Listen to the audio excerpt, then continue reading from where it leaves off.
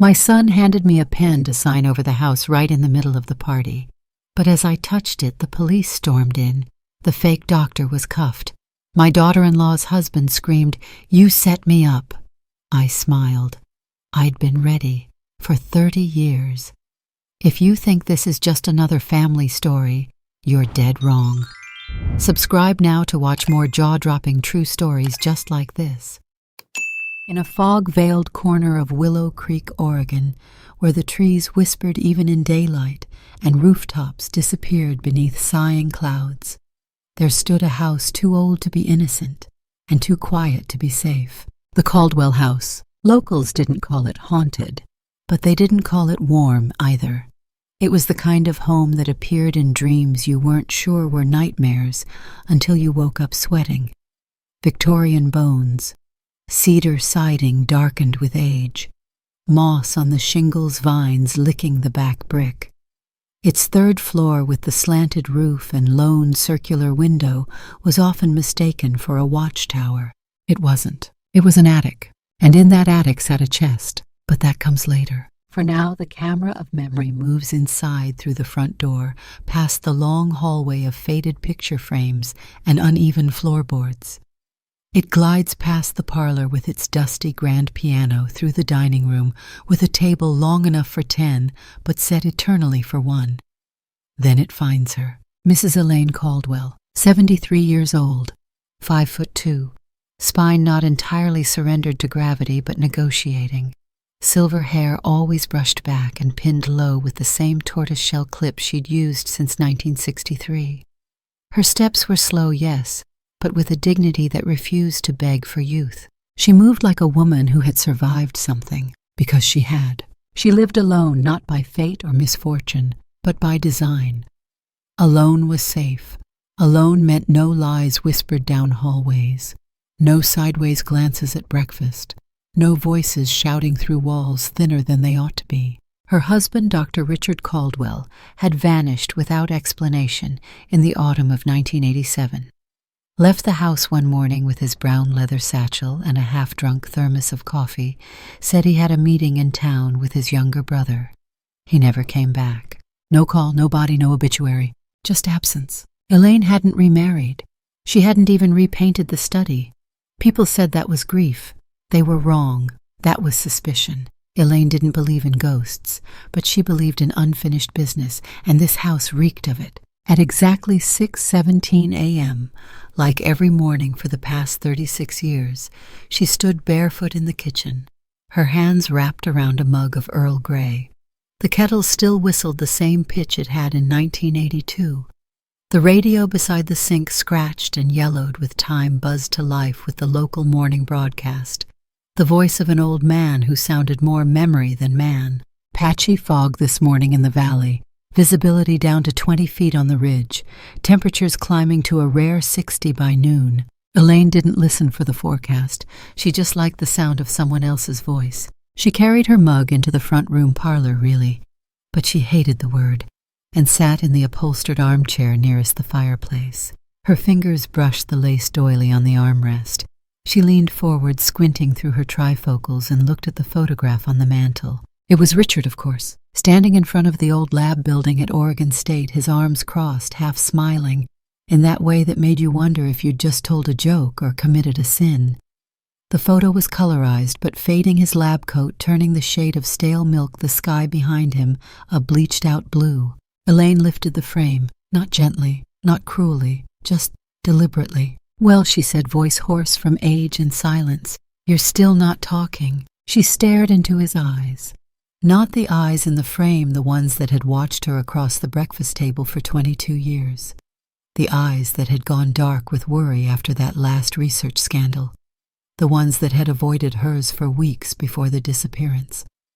She could still remember the night he stopped sleeping in their bedroom. No fight, no explanation. Just a soft "it's better this way," and the squeak of the guest room mattress springs. Elaine placed the frame back on the mantel and stood. Not without effort. Her joints crackled like old film. She picked up the teapot and carried it back to the kitchen. The sunlight through the stained glass window cast red and gold patches on the tiles. She poured another cup, walked to the base of the stairs, and looked up. The attic waited. The third floor. The observatory. Richard's sanctuary. Her exile. No one went up there anymore. The cleaning lady had strict orders never touch the third floor. Not because of ghosts, but because of memory. And memory Elaine believed was far more dangerous. She began her ascent one step at a time. The stairs moaned beneath her feet. Each one a wooden sigh like the house recognized her weight. The hallway on the second floor stretched long and narrow, lined with closed doors to rooms that hadn't held children in decades. A draft kissed her ankles, and the wallpaper peeled in quiet rebellion. She reached the attic door, still locked. Still the same brass handle with the hairline crack along the neck. Elaine reached into her cardigan pocket and pulled out a small key, thin, tarnished, warm from her body heat. She didn't use it. She just held it. Behind that door, behind the narrow staircase leading upward, lay the chest. A massive oak thing, rough-hewn and heavy with a rusted padlock and no obvious purpose. Richard had insisted on keeping it locked even from her, said it held sensitive research, said it was nothing she'd understand. After he disappeared, she hadn't opened it. Not once. That surprised even her. Elaine touched the doorknob but didn't turn it. Instead, she leaned her forehead against the frame, closed her eyes. "If you left me the truth," she whispered, "you sure wrapped it in a hell of a mystery." She pocketed the key. Not yet. The hallway clock downstairs chimed once, a hollow-bellied sound. 7 o'clock. The fog outside had thickened, and the windows on the stair landing had fogged up from the inside. Back in the living room, Elaine resumed her seat near the hearth. The house groaned again, timbers stretching or sighing or maybe just listening. She turned the radio up slightly. The same classical song she hated but tolerated drifted in, and she closed her eyes. Her thoughts wandered not to the past, but to the space between then and now. The long corridor of time where answers didn't come, only shadows. Then something inside her shifted, barely, but enough. She set the mug down, reached for the drawer of the side table, and pulled out an old manila envelope. It was yellowed at the edges. On the front, in her own handwriting, were the words, "Chest contents do not open without reason." She didn't open the envelope. She had memorized its contents anyway. A list of items Richard had told her he was cataloging, field notes, a few classified letters, something from the State Research Board. She had never verified any of it. She had just written it down. Her hand trembled slightly. The fog outside thickened. The hydrangeas in the front garden blurred into blue smudges behind the glass. A crow landed on the wrought iron fence and stared into the window like it had something to say.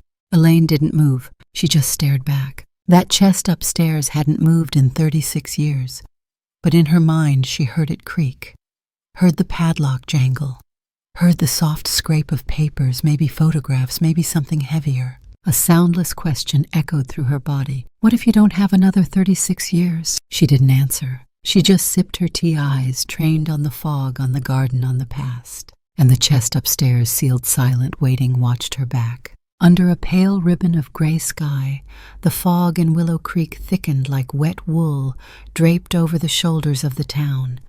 Birds didn't sing that morning. Even the pine trees stood unusually still, as if bracing for something they couldn't name but knew was coming. Inside the Caldwell house, the fireplace crackled with reluctant warmth while Elaine poured her third cup of tea.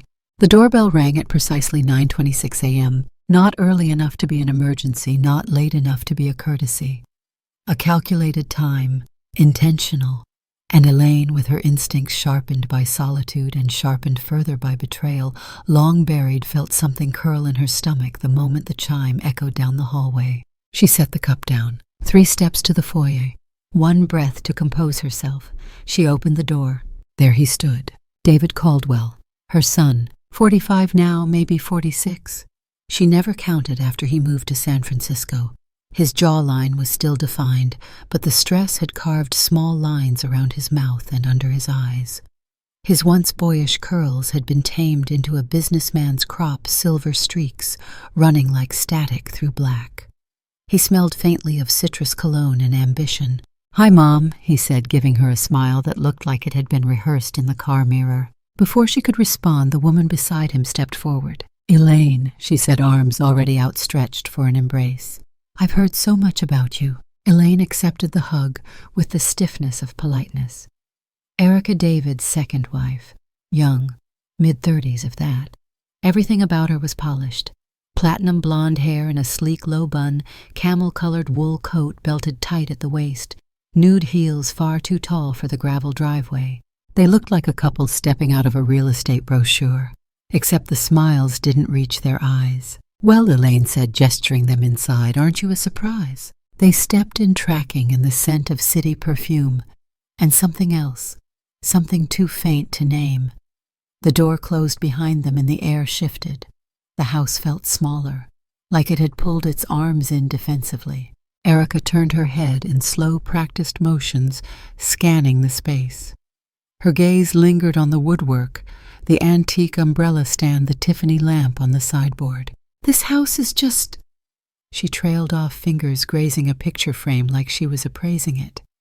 "It's a treasure, an absolute time capsule." "More capsule than treasure most days," Elaine said, leading them to the living room. They sat. David chose the leather armchair, the one Richard used to occupy, and Erica perched on the edge of the couch, legs crossed back straight. Elaine returned to her chair by the fire, not missing the way Erica's eyes swept the ceiling beams, the mantel, the window moldings. The silence between them was ripe. So Elaine said finally, "What brings you two to the fog capital of the West on a Thursday morning?" David chuckled, rubbing his palms against his knees. "Is it Thursday? I lose track." "You said you'd come on a weekend," she reminded him. "Well, it was Erica's idea, actually," he said, throwing the attention to his wife like a baton he didn't want to hold. Erica tilted her head, that fake compassion look some women wore like jewelry. "We were just thinking about you," she said gently. "It's not easy living out here all alone, no family nearby. We worry." Elaine raised an eyebrow. "I'm fine." "Of course you are." Erica rushed to agree, her voice syrupy. "But you deserve more than fine. You deserve comfort, community, support. Have you heard of St. Mary's Assisted Living?" Elaine's spine stiffened. "I have not," she said coolly, "but I've heard of people who bring it up within 5 minutes of stepping through the door." David cleared his throat. "Mom, it's just, we visited last week, just to look. It's beautiful. Private rooms, on-site medical staff, activity programs." Erica chimed in. "A garden, a piano, even a salon. It's like a boutique hotel, but designed for old women you think are done living." Elaine finished, her smile brittle. "That's not what we meant," David said quickly. "We just thought, maybe it's time." Elaine leaned back in her chair, folding her hands in her lap. "Time for what, David?" he faltered. "To transition, downsize. This house is huge. The upkeep alone must be exhausting. I have help. I like it here. It's isolated. It's peaceful." Erica reached forward, placing a manicured hand over Elaine's. "We want what's best for you." Elaine looked down at the hand. Her fingers didn't move. "Do you?" she asked softly. Erica hesitated. "Yes, of course." Elaine withdrew her hand.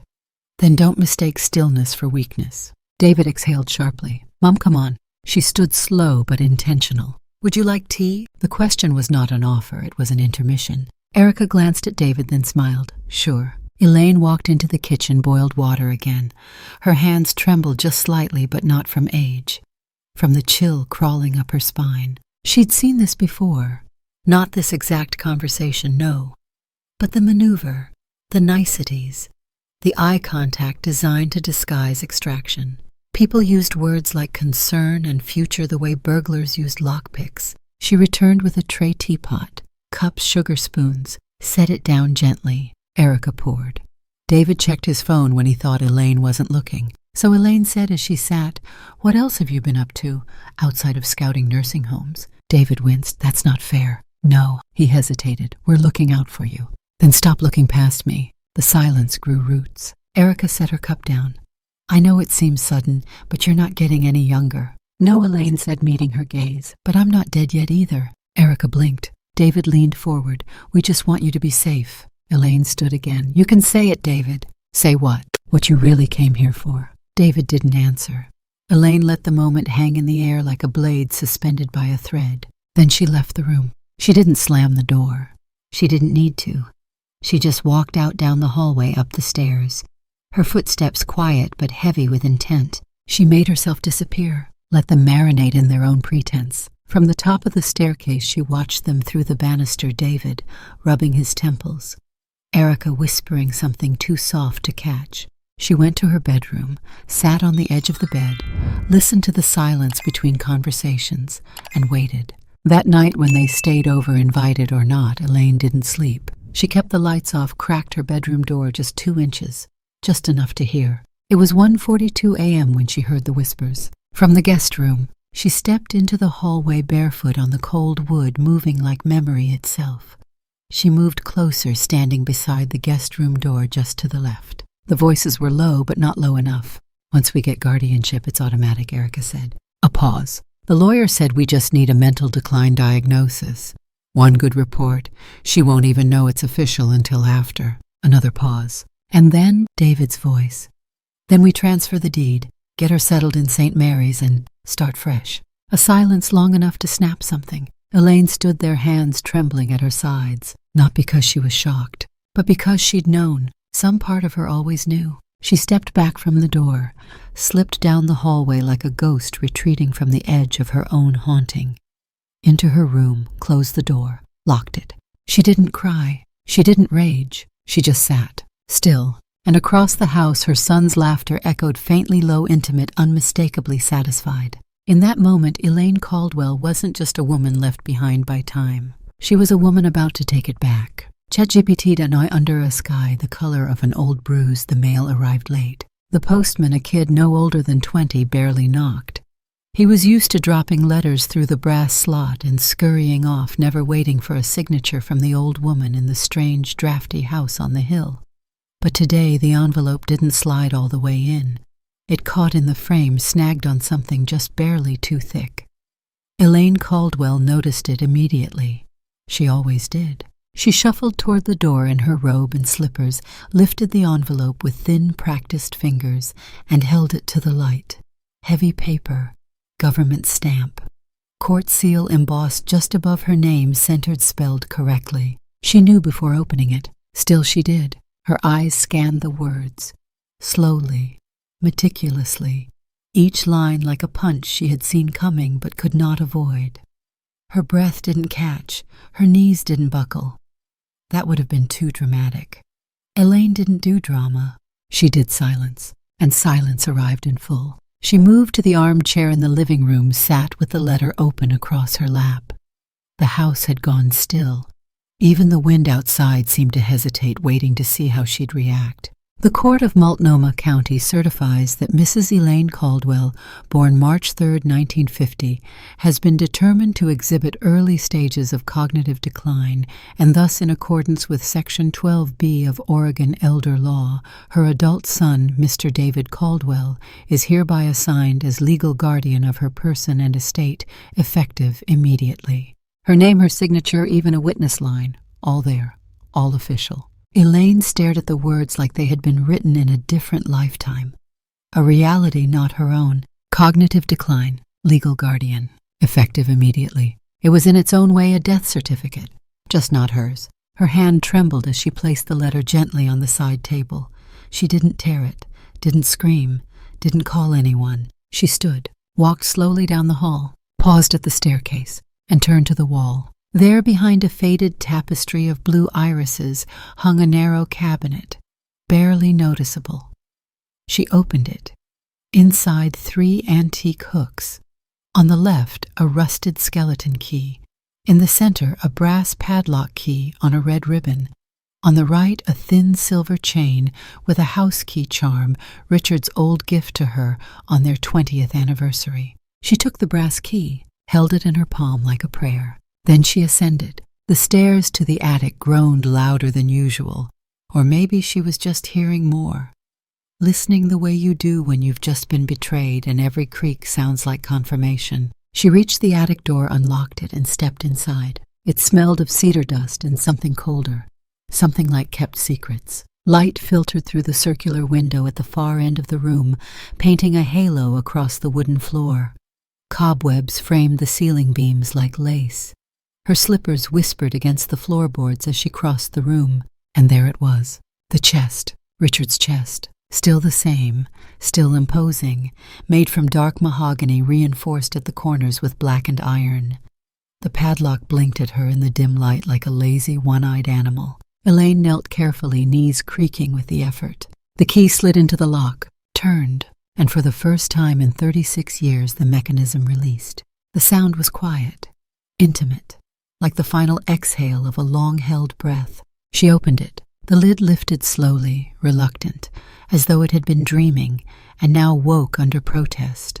The hinges creaked dry, reluctant metal. Inside organized chaos, journals thick and leather-bound, manila folders sealed with brittle red string, a metal cassette recorder, a photo album, and something else, a sealed envelope yellowed at the edges marked only with her name. Elaine. No greeting, no explanation. Just her name in Richard's handwriting. The E still crooked like always. The L slanted like it had been pulled by weight. She didn't open it. Not yet. Instead, she lifted the first leather-bound journal. The pages crackled as she opened to the bookmark Richard had left an old bus ticket from 1986. She read, March 14th, 1987. Met with H again today. He's pushing harder than before, wants access to the entire VICAP sample lot. I said no, of course. Said it's unethical, dangerous. He laughed. Said ethics don't keep the lights on. Elaine's brow furrowed. H was Howard Caldwell Richard's younger brother, David's uncle. The man Richard had supposedly met the day he disappeared. March 22nd, 1987. Something's not right. I saw the lab door open when I arrived this morning, nothing missing, but the files had been moved. H claims ignorance, but I know he's lying. If anything happens to me... The entry ended abruptly. Elaine's fingers went still. She pulled another folder from the chest. It was filled with printed photos, black and white infrared images. Most were of lab samples, chemical vials, petri dishes, but a few were of people. Faces captured mid-motion, some blurry, one unmistakably Howard standing outside a dark sedan, meeting someone at night. She didn't recognize the other man. She opened the cassette recorder, pressed play, a hiss of static.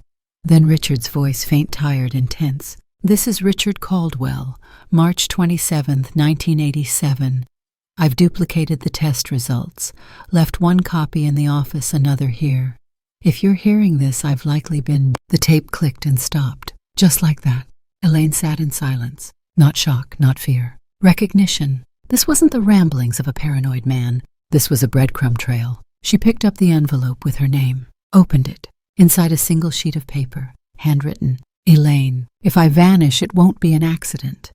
Howard is not who he pretends to be. He's been siphoning research, selling prototypes, laundering data through shell labs in Nevada. I have proof. It's here. All of it. You'll know what to do when the time comes. Don't trust anyone who calls you fragile. And don't let them take the house. Richard. Elaine exhaled. The room tilted slightly, not from dizziness, but from revelation. Gravity rearranging itself. She placed the letter beside her. Pulled out more folders. Medical records. Maps. A hand-drawn blueprint of what looked like a laboratory compound. Receipts from storage units. This wasn't paranoia. This was documentation. She stared at the last item in the chest. A Polaroid photo of Richard. Taken in secret. He was at a payphone, looking over his shoulder. And in the bottom corner of the photo, just out of focus, a figure sat in a black sedan, watching him. She knew that car. It was in their driveway last summer. David had driven it. Her hands went still. And just like that, everything turned. The letter from the court wasn't just a paper. It was the final nail. Not in her life. In Richard's. In the truth. In a legacy meant to be erased.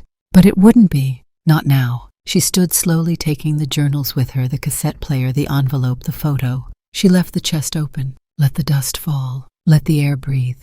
As she descended the stairs, the fog outside began to shift. The sky darkened even though the clock said noon. And as she passed the mirror in the hallway, she caught her reflection. Not broken, not old, awake, Under the thin gray skin of a late Oregon morning, Elaine Caldwell sat at the kitchen table, with 3 decades of silence spread before her like a crime scene. The old mahogany journals, the envelope, the cassette player, all of it lay under her weathered hands, as if daring her to admit what she'd known in her marrow, but never voiced aloud. Richard hadn't left. He'd been erased. And she, dutiful, trusting, tired, had let the world call it a disappearance. Her hands moved carefully over the leather-bound journal again, the 3rd one in the stack. Each page was Richard's voice in ink-tight, meticulous writing, looping in places, staccato in others. The man never did anything halfway. Not love, not betrayal, not warnings. She skimmed pages she'd only hours ago found the weight of each sentence hitting harder now that the puzzle edges were locking in. April 5th, 1987. Howard came into the lab again after hours. I told him not to. This isn't the kind of project you just drop in on. He says I'm overreacting, that I've always been dramatic. But these trials aren't stable yet. They're reacting too quickly to genetic stimulus. Injections that should be taking 72 hours are metabolizing in 12. That's not advancement. That's danger. April 9th. He wants the binders, the raw formula, the control data, the crash logs. I told him I wouldn't share until we publish, but he made a joke about legal ownership. Company-funded lab, company-owned data, he said. I laughed like it was funny. It wasn't. April 12th. Elaine's been asking questions. I don't want to lie to her, but I don't want to panic her either. I've locked the chest in the attic. Told her it was old coursework. She doesn't believe me. God, she knows me too well. April 14th. I saw him talking to someone outside the campus gate. Dark SUV. I didn't recognize the man. Business suit. Could have been a lawyer. Could have been worse. I'm going to leave a record, just in case. If I disappear, it wasn't the rain, it wasn't the river, it wasn't me. Elaine closed the journal. Her fingers ached, not from arthritis, from rage. She picked up the old cassette recorder, that metal rectangle heavy with intent, and pressed play again. The sound cracked to life. And then came Richard's voice, clearer this time, as if the ghost in the machine had finally decided to speak plainly. Elaine, if you find this, it means I've either lost or I've walked into a room I can't walk back out of. There's no graceful way to say this. My brother has betrayed me. Howard has been siphoning research for months, maybe longer.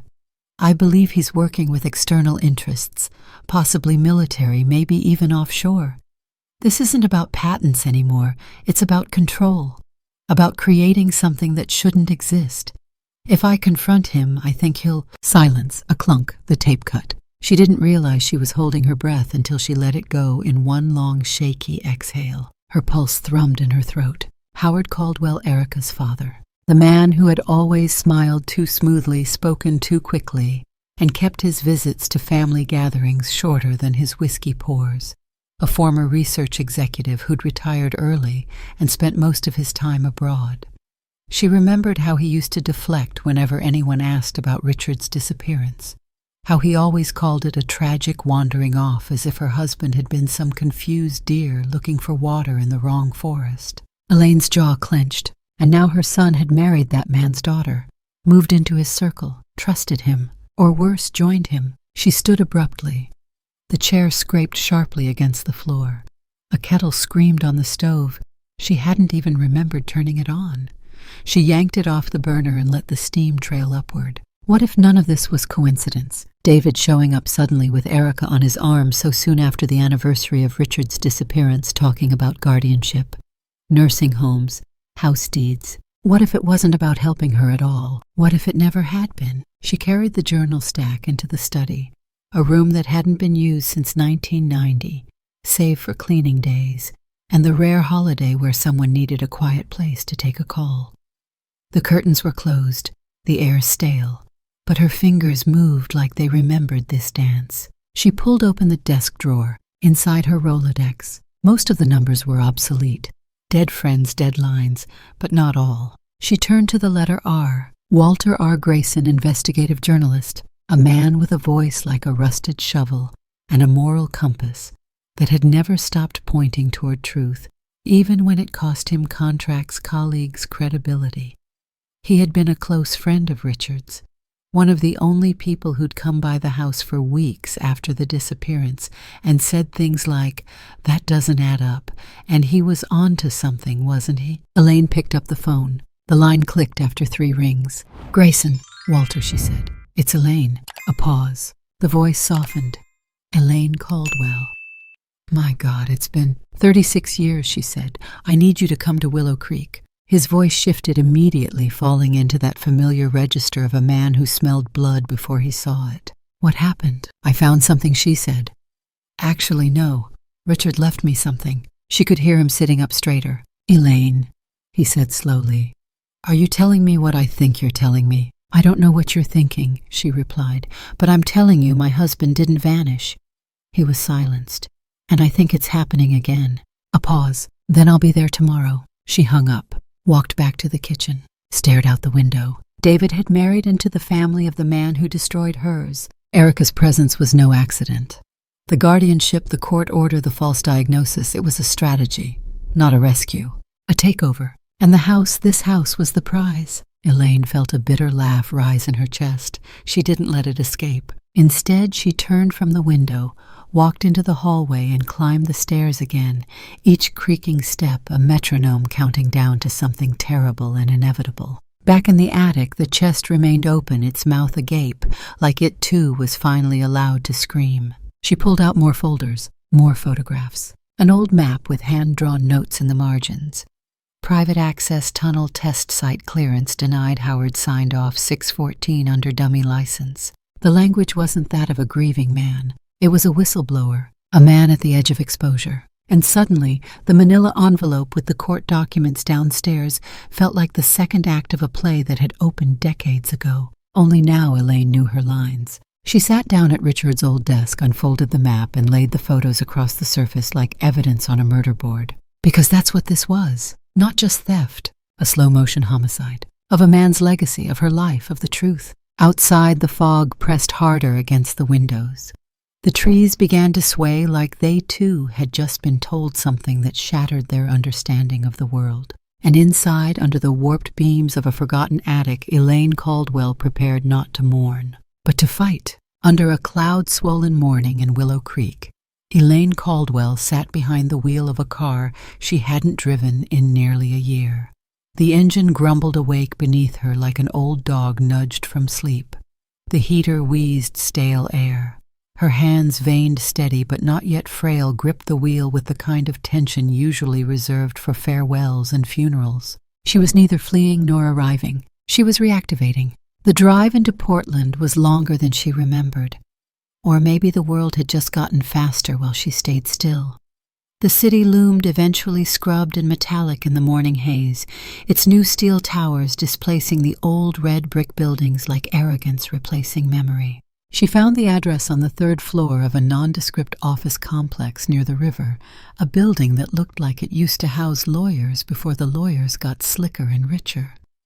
A plastic directory listed the occupant in faded font, Walter R. Grayson, Investigative Journalism and Legacy Archives. She stepped into the lobby where the wallpaper was older than most interns, and the front desk was unmanned. The elevator had a pause between floors like it was mulling whether to go up or give up. When she knocked, the door opened half a beat too fast. Walter Grayson had not aged gently. His hair was fully gray now, cut short, and bristled like unfinished wool. His eyes were sharp, watery, and bloodshot at the corners, more like a man who read too much in the dark than one who drank. He wore a frayed corduroy blazer, elbow patches intact, and a loose tie that looked like it had survived 2 marriages and 3 lawsuits. He didn't speak, not at first, just looked at her like she was a half-remembered headline come to life. Then, "Goddamn, Elaine," she offered a smile. "Hello, Walter." He stepped aside and motioned her in. The office was part newsroom, part time capsule. Piles of documents leaned like dying trees. Coffee cups fossilized on side tables. The scent of ink dust and microwaved noodles hung in the air like ghosts of deadlines past. They sat. She placed the journals, the maps, the envelope, and the tape recorder on his desk, like she was handing over a loaded weapon. His eyes narrowed. "I haven't seen this handwriting in 30 years, he said gently, thumbing the edge of Richard's journal.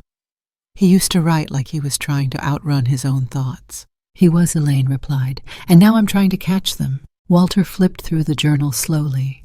His silence wasn't idle. It was the kind of silence that builds momentum, a pause pregnant with dread. When he reached the April entries, his hand stilled. Jesus Christ, he muttered. He really documented everything. She nodded. He opened the folder marked HC and scanned the contents. Photo prints, chemical reports, signed memos, and one curious invoice for an offshore account labeled Biosim Logistics Loaded. Then he leaned back in his chair and stared at the ceiling, exhaling like it hurt. Elaine, do you have any idea what this is? I have an idea, she said calmly, but I need confirmation. You've got more than that. He leaned forward. This is enough to drag Howard Caldwell into a very public, very ugly, and very overdue reckoning. Elaine didn't blink. Walter continued. I've been chasing this kind of thing for a year now. Older people, retired, isolated, widowed, suddenly getting declared unfit by some backdoor court maneuver.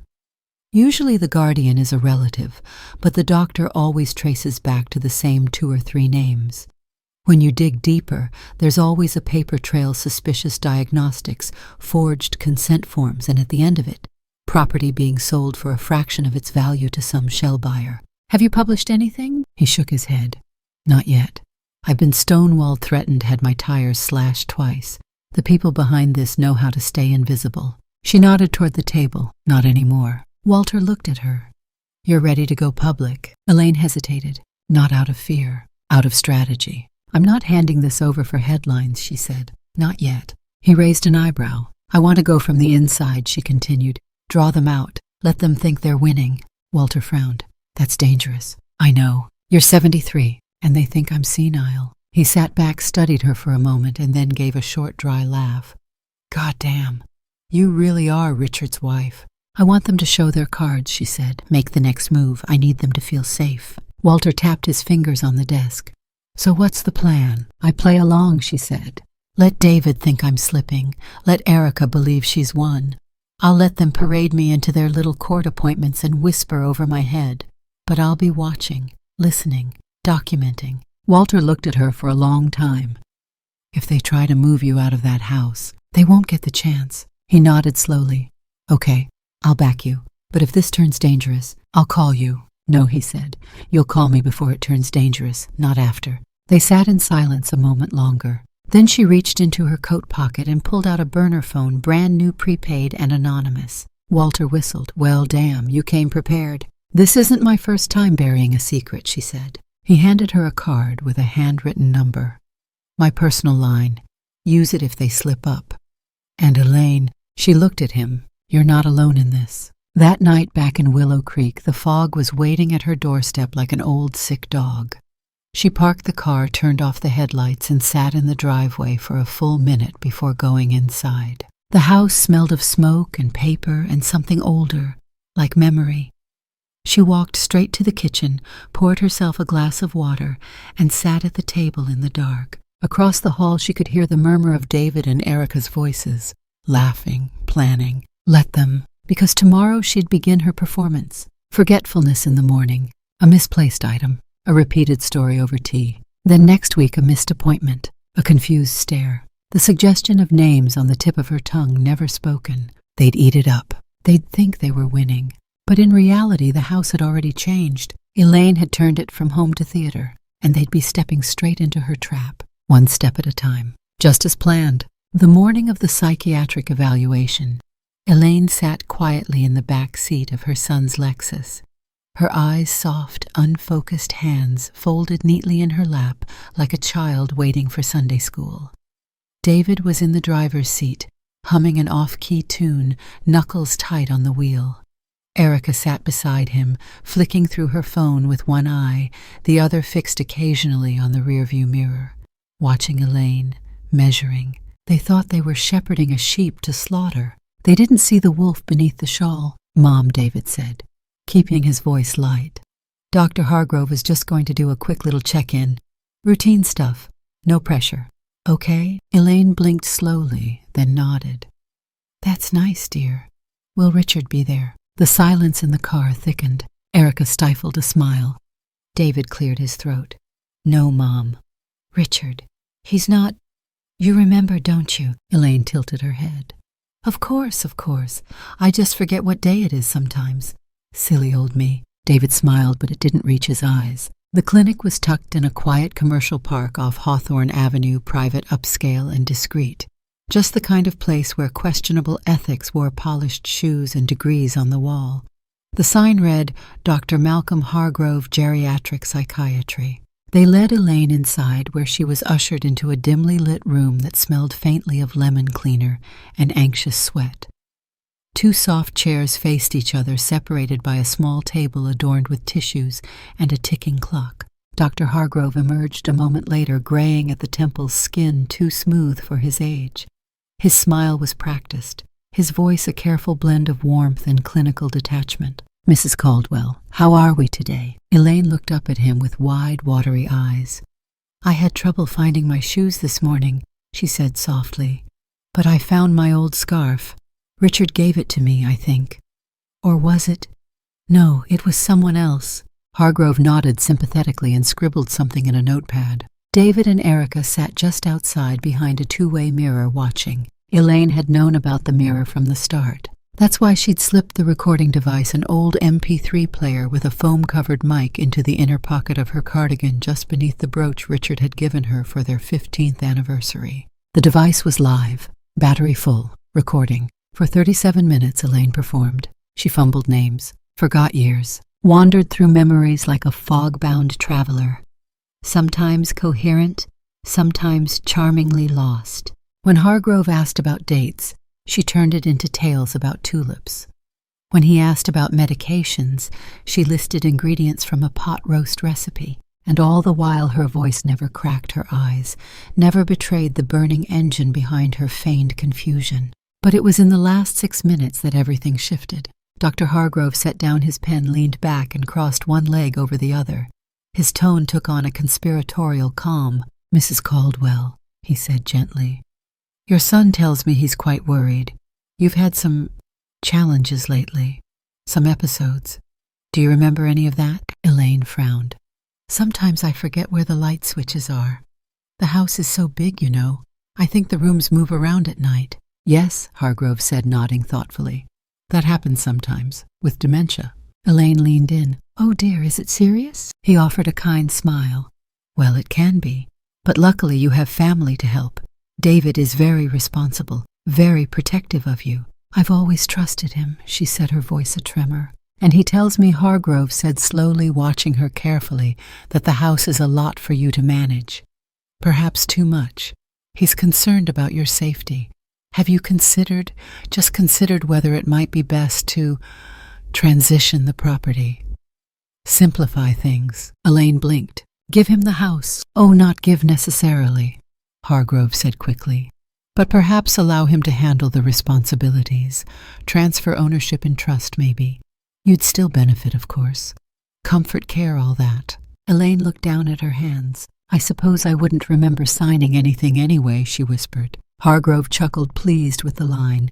That's what good sons are for. Elaine met his eyes then, just for a second. Sharp, ice clear. The session ended 15 minutes later. Back in the lobby, David gave her a warm smile. That wasn't so bad, was it? No, she murmured. Dr. Hargrove is very helpful. They drove home with the radio on low and conversation even lower. By the time they arrived, the fog had thickened into a velvet shroud around the Caldwell estate. Elaine went straight to her room, closed the door softly, and retrieved the recorder from her sweater. She played it back once, crystal clear. From the fumbling moments to the damning suggestion, everything. She copied the file to a flash drive and placed it in a small jewelry box with a velvet lining. Then she took out her phone and typed a text with trembling fingers. To Walter Grayson. Subject first gift, Malcolm Hargrove. Complicit. I have the tape. Sending you full dump tonight. She attached the audio file and pressed send. Walter's reply came less than 5 minutes later. Jesus, that's the first nail. Elaine stood at the attic window that night, watching the faint lights flicker across Willow Creek below. Somewhere out there, Richard was smiling. Somewhere deeper, just as stirred like a storm beneath calm waters. Downstairs, David and Erica toasted over wine in the parlor. She heard them laugh, light, airy, triumphant. Let them. The wolves never smell blood when the sheep smiles. And tomorrow Elaine would offer them a feast. The silence of Willow Creek at night was not the gentle hush of peace. It was the kind of silence that hummed with unsaid things, with plans in motion and doors barely closed. In a small apartment above an old mechanic shop, Walter Grayson hunched over his desk beneath the flickering light of a single lamp. The air smelled of printer ink and burned coffee. In front of him, a stack of files, digital scans, and audio logs had grown into a paper fortress. Red string now ran across the room between corkboards linking names, dates, notarized psychiatric declarations, deed transfers. Elaine Caldwell's documents weren't just compelling. They were surgical. Each file from the attic had passed preliminary verification. Photographs of original signatures. A court record from 1991 showing Howard Caldwell's sealed lawsuit against a whistleblower program. Bank statements linked to offshore accounts. Even a medical transcript for a Mr. R. Caldwell labeled deceased in a private hospice filed in 1988. No death certificate, no funeral, no autopsy. Walter picked up the burner phone and sent the final encrypted packet to a contact inside the provincial prosecutor's office. Another batch went to a journalist at a legacy paper in Portland. He didn't expect publication yet, not until charges were imminent. But the match had been lit, and now it was only a matter of who'd see the fire first. Back at the estate, Elaine Caldwell moved like a woman suspended between lifetimes. She sat at the kitchen table, the same one Richard had once spilled coffee across during a frenzied night of writing. The grain of the wood still bore that faint stain, a bruise from the past, refusing to fade. The house was unusually quiet. David and Erica were gone for the evening, finalizing catering most likely, or meeting with the notary they assumed she didn't know about. The farewell dinner, they called it. A charming little send-off for their dear old mother before she handed over the deed and disappeared into the soft walls of a retirement home she would never truly reach. Elaine, of course, had played along, tears at the right moments, confusion at others. She had even nodded when Erica suggested the floral dress for the party. "You'll look elegant, Mom," she'd said, brushing her shoulder gently, like prepping a mannequin. But tonight Elaine's mind was sharp. Her body ached from holding so many layers of secrets and strategy, but her focus was unshakable. She pulled a leather-bound book from the bookshelf in Richard's study. It was a children's novel, Where the Red Fern Grows. David had read it 5 times as a boy, always crying at the same chapter. She ran her fingers across the inside cover where his name was scrawled in thick pencil, David R. Caldwell, age 11. She opened it, gently slipped a folded letter between pages 214 and 215, and closed it again with care. The letter was 4 pages long. It was not a plea. It was not an accusation. It was a map, a journey back through the moments where things began to fracture, through the subtle betrayals that build like dust, quiet but deadly. She spoke of the night David had come home with scraped knees, and Richard had bandaged him in silence because they were fighting and didn't know how to love through anger.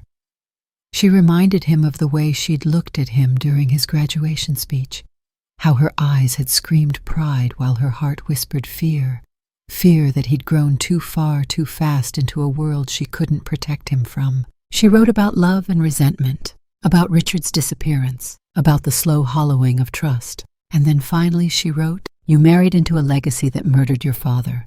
Whether you knew it or not no longer matters. But the boy I raised, the one who loved dogs and cried over stories and held my hand too tightly when the storm came, I don't believe he could knowingly stand by and watch me disappear too. So this is my final gift to you, David. Not guilt, not revenge, a choice. You still have one." She tucked the book back onto the second shelf spine, perfectly aligned, and breathed in the scent of old paper and cedar. The clock chimed 11. Outside, the fog was coiling back into the trees like a beast that had fed enough for one night. In her bedroom, she laid out the floral dress, not because she planned to wear it, but because Erica would expect it and the illusion needed to last just a few hours longer. Meanwhile, the machinery had already begun to turn. Detective Lyle Jensen of the Provincial Financial Crimes Division reviewed the digital packet flagged by an insider at the prosecutor's office. He scrolled through notarized documents, medical evaluations that read like screenplays, and suspicious power of attorney forms. The Caldwell case wasn't isolated. Elaine's evidence connected to 6 other guardianship seizures across Oregon and Northern California. Each victim over 65, each property valued over $800,000, each signed away with the same 3 medical witnesses: Hargrove, Sims, Lindley. He cross-checked the names. Hargrove had issued 4 guardianship recommendations in 2024 alone, all of them now tied to properties currently held by shell companies out of Delaware. That was no coincidence. That was a racket. Jensen forwarded the files to the Vien Kim Sat, the state attorney's office, with a short message. "We have movement. Witness 07 Caldwell is secure. Advise quiet surveillance until public execution." At 3:23 a.m., a car pulled up outside the Caldwell estate. It didn't park in the driveway. It stayed under the trees, engine off. Inside, 2 agents sat in silence, binoculars and audio taps at the ready. One of them sipped lukewarm coffee and murmured, "Think she'll actually go through with the sale?" The other didn't look away from the house. "She's not selling anything." At dawn, Elaine woke to birdsong and cold feet. She moved through the motions, deliberately brushing her hair, tying her cardigan, watering the violets near the front porch. At every turn she was watched. By David, by Erica, by cameras. Let them watch. Let them think the play was reaching its final scene. She walked into the kitchen where David was reviewing documents and muttering about timelines. He looked up, gave her the smile of a man who'd already won. "Big day today, Mom." She smiled back. "Yes, sweetheart," she said. "I think it's going to be unforgettable." And somewhere deep in the woods, Walter Grayson's phone buzzed again.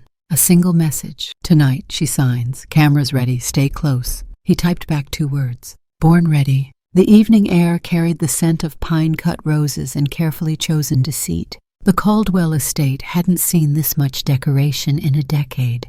Strings of fairy lights woven through the lattice of the garden, a linen-covered table flanked by imported wine bottles, soft music floating from a Bluetooth speaker hidden behind a bush. Erica had gone to great lengths, insisting the party be elegant, not sentimental. Elaine Caldwell watched the preparations with the quiet resignation of a widow watching strangers redecorate the home they never built. Her floral dress fit snugly.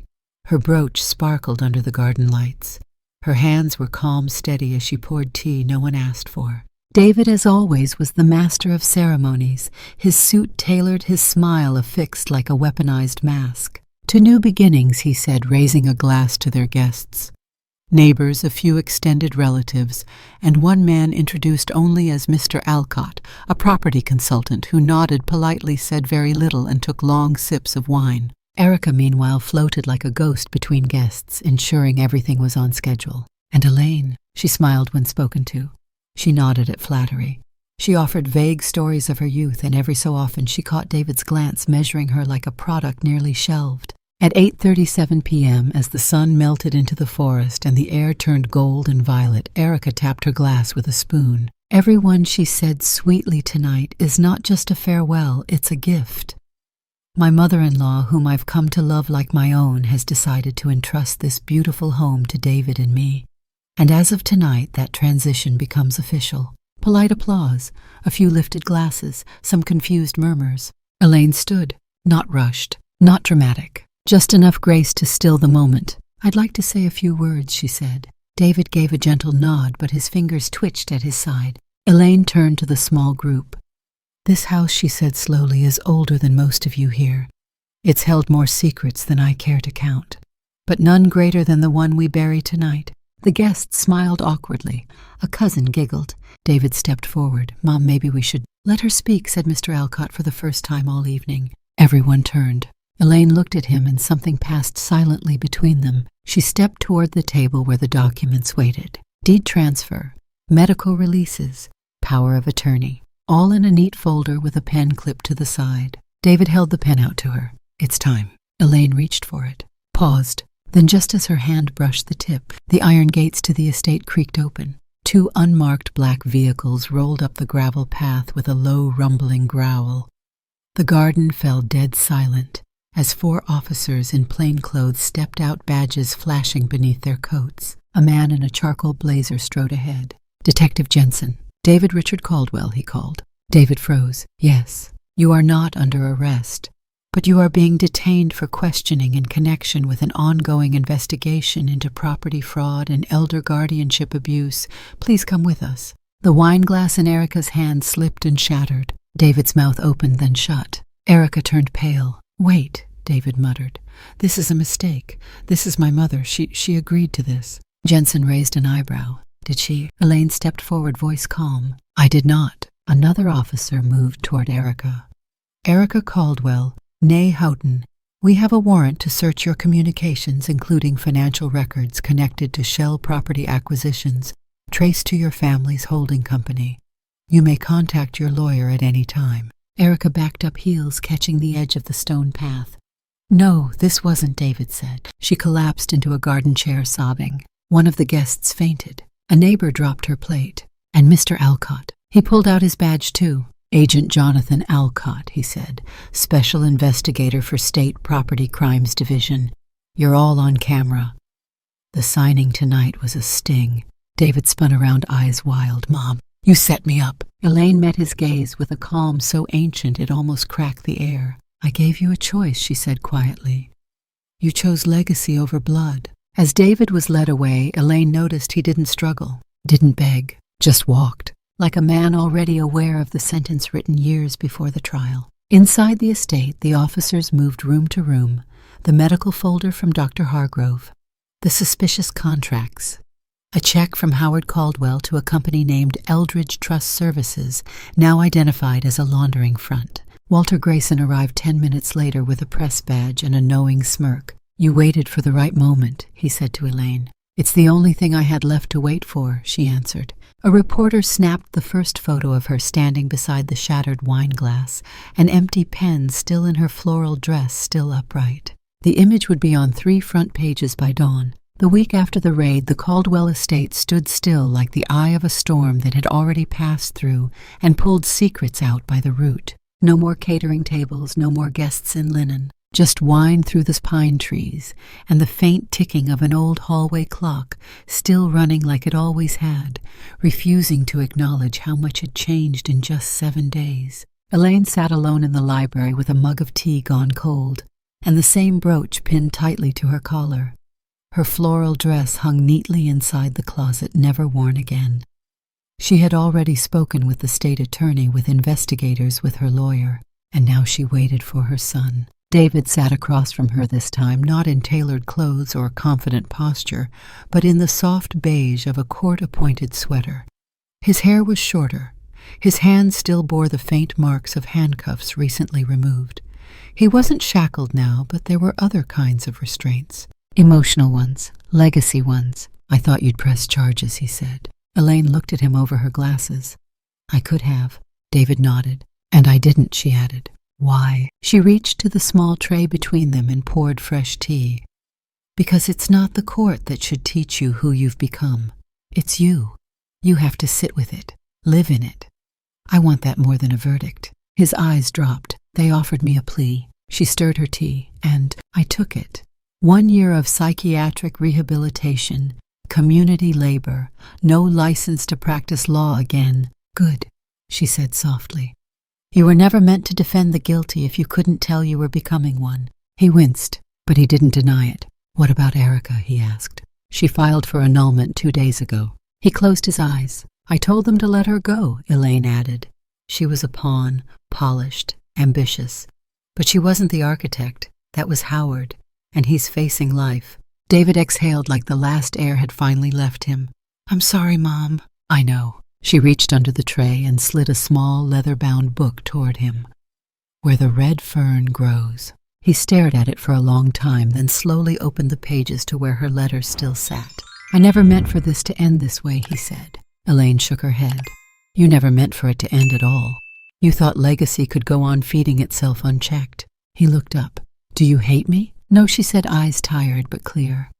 "I mourned you for a while, that's different. Outside, the estate had changed. The Caldwell estate was no longer the Caldwell estate. It had been rechristened as the Volunteer House, a home not for memory, but for renewal. The first residents were already unpacking. 3 elderly women and 2 men, all of whom had been stripped of their homes, their autonomy, their rights, were now living beneath the very roof where Elaine had once thought she would die alone. They laughed together in the kitchen. They watered the plants. One painted in the garden under the late spring sun, and overseeing them quietly and consistently was a familiar figure in a white blouse and gray jeans, Erica. After the collapse of the property ring, she had fled to her sister's home, refused interviews, refused to speak to the press, but 2 weeks later she returned. "I want to help," she said. Elaine had looked at her carefully, waiting for the performance, but none came. "Why?" she asked. Erica stood still. "Because I built trust for the wrong reasons. I want to try it the other way." Elaine had paused, then nodded. "You can start with the windows. They haven't been cleaned since 1992. Now Erica swept the front steps each morning. She helped schedule meal plans, ran errands, read aloud in the evenings. She said little, but she showed up. And Elaine? She watched. She didn't offer forgiveness, but she offered space for Erica to earn it. Meanwhile, the world beyond Willow Creek was shifting. Walter Grayson's article titled, "The Guardianship Game: How One Woman Toppled a Multi-million-dollar Property Racket" went live on 4 platforms, including a Sunday edition of a major national paper. It exploded. Within 72 hours, over 24 families across 3 states came forward with similar stories. Elderly parents declared mentally unfit by familiar doctors, sons and daughters coerced into silence, properties mysteriously sold in voluntary transfers under suspicious notarizations. By the end of the week, 7 arrests had been made. State-level inquiries opened. Senators issued statements. The word guardianship was no longer hidden behind legalese. It was in headlines. And at the center of it all, a photograph. Elaine Caldwell standing in front of her house, hands folded, hair silver in the wind, eyes steeled with quiet rebellion. She gave no interviews, but she gave something better. She opened the doors. That Monday, the living room buzzed with soft conversation and clinking cups. Elaine sat with a new resident, Mr. Daniel Lee, a retired geography teacher from Bend who had lost his home after a forged dementia diagnosis. "This place is too good to be true," he whispered. Elaine smiled. "That's what I used to say about betrayal." They both chuckled. Later that evening, she stood at the attic window with her tea, watching the garden below. The estate that had once been her prison was now someone else's haven. Healing wasn't a finish line, it was a cycle. A quiet restoration, not just of justice, but of place, of dignity, of voice. And somewhere in the trees, in the wind, in the birds that sang despite history, she could almost hear Richard's voice. Not angry, not grieving, just present. "You did it," it said. Elaine breathed in. "I did." The therapy room was small, soft light, 2 chairs, no clock on the wall. David Caldwell sat alone at first knees, shaking slightly. Hands clasped so tightly his knuckles had gone pale. The doctor said she'd step out for a moment, give him time to breathe into the space. But what space? Every part of his body felt invaded by guilt, by shame, by the thunderous echo of everything he'd ignored for too long. Then the door opened. Elaine entered with a slow, steady pace. She didn't wear a dress, no jewelry, just slacks, a knit cardigan, and that same quiet grace she carried even through a storm. She sat across from him without a word.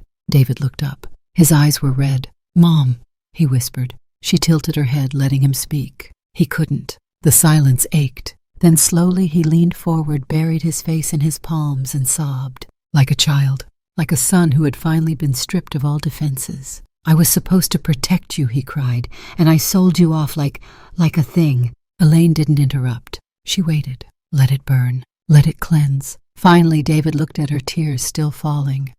"Why don't you hate me?" Her lips parted slightly, as if she were deciding whether the truth was too sharp to say out loud.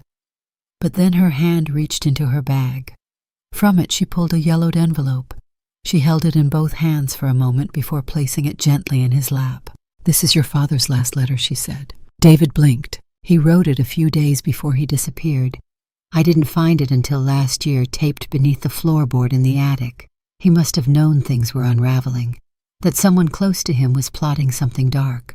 David's fingers trembled as he unfolded the paper. Elaine began to read aloud. To my son, I don't know what kind of man you'll grow up to be.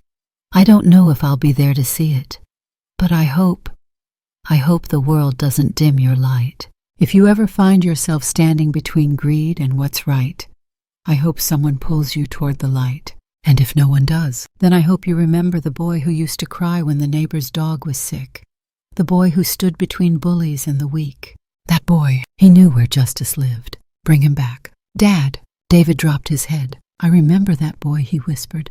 I killed him. Elaine leaned forward. No, she said, you buried him. She reached across the space between them and took his hand.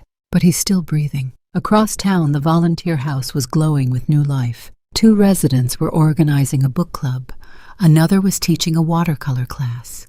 There was no sign above the door, just a brass plate that read, You Still Matter. Erica emerged from the kitchen, wiping her hands on her apron. She'd just finished helping Mrs. Green make her late husband's favorite soup from memory. The old woman hadn't smiled that wide in years. Elaine met her at the hallway with a soft nod. She says it tastes exactly the same. Erica looked surprised. It does. Elaine tilted her head. Maybe you're learning something after all. Erica wiped her eyes. I'm trying. Elaine paused, then placed a hand gently on Erica's shoulder. You're not your father, remember that. Erica bit her lip. I was so sure I had to live up to his power. Elaine replied, power is inherited, but kindness is earned. They stood there for a moment, 2 women who had been enemies by bloodline and now quietly co-architects of something new, something fragile, but growing. That evening, Elaine sat at her writing desk beneath the attic skylight. The stars had begun to pierce through the canopy above Willow Creek. She opened a fresh notebook.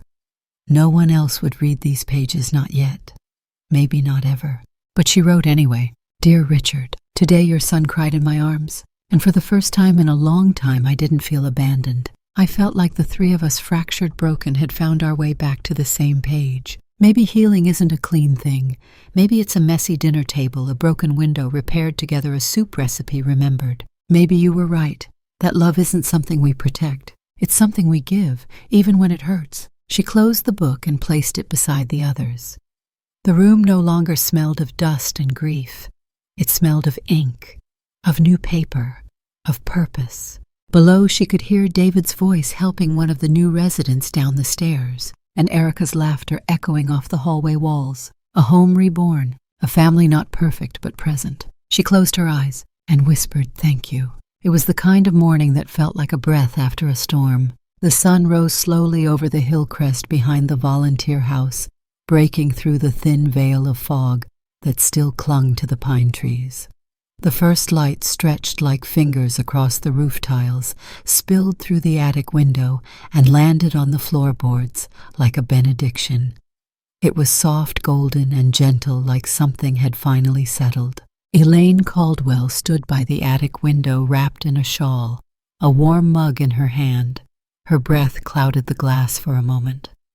Outside, the garden was quiet. The world was for once still. The attic had changed over the months. The heavy dust was gone. The old tangle of grief had been swept out. In its place were small touches, a new rug, a bookshelf with paperbacks and photo albums, a watercolor painting from one of the residents tacked onto the far wall. The wooden cabinet still stood against the north wall, unmoved, untouched, but not forgotten. Elaine approached it slowly, not with the weight of memory, but with reverence. She placed one hand gently on the surface, like greeting an old friend, no longer afraid, no longer haunted, just grateful. A knock sounded from downstairs. She turned. By the time she reached the front door, the sun had begun warming the cobblestone path outside. And standing there, wearing a weathered denim jacket, holding a rolled canvas under his arm, was Connor Lewis, her neighbor, her friend. The one who always said very little and yet always managed to say exactly what mattered. I didn't want to interrupt, he said, his voice gravel in kindness. But this belongs here. He unrolled the canvas in her hands. It was a painting not overly detailed, not perfect, but honest. The volunteer house stood tall under a pale morning sky, the garden alive, the attic window bright. Elaine blinked. It wasn't just a painting of a house. It was a portrait of healing. I don't know how many lives you've changed, Connor said, his voice quieter now. But I do know this house doesn't look the same anymore because it's full of people who finally feel seen. Elaine placed a hand over her heart. Connor. He shook his head. No need, just keep doing what you're doing. She nodded. Tears didn't fall, but they rose. Enough to be felt. Enough to be human. That afternoon, the residents gathered in the sunroom. Music played from an old record player, soft jazz drifting through the warm air. Someone was knitting. Someone else read aloud from a novel. Erica stood at the counter pouring tea with practiced care. David arrived just after lunch, still thinner than before, still quieter, but present. He helped Mr. Lee with his walker, then joined his mother on the bench outside. They didn't talk much. They didn't need to.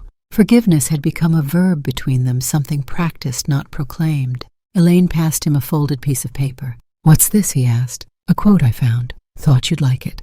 David opened it. Some cabinets are built to hide, but others are built to protect the light until the world is ready to see it. He looked up. Elaine smiled. Not everything locked away is a secret. Sometimes it's a promise. The video fades slowly. One last shot of the volunteer house in the golden light. The attic window still open, curtains dancing.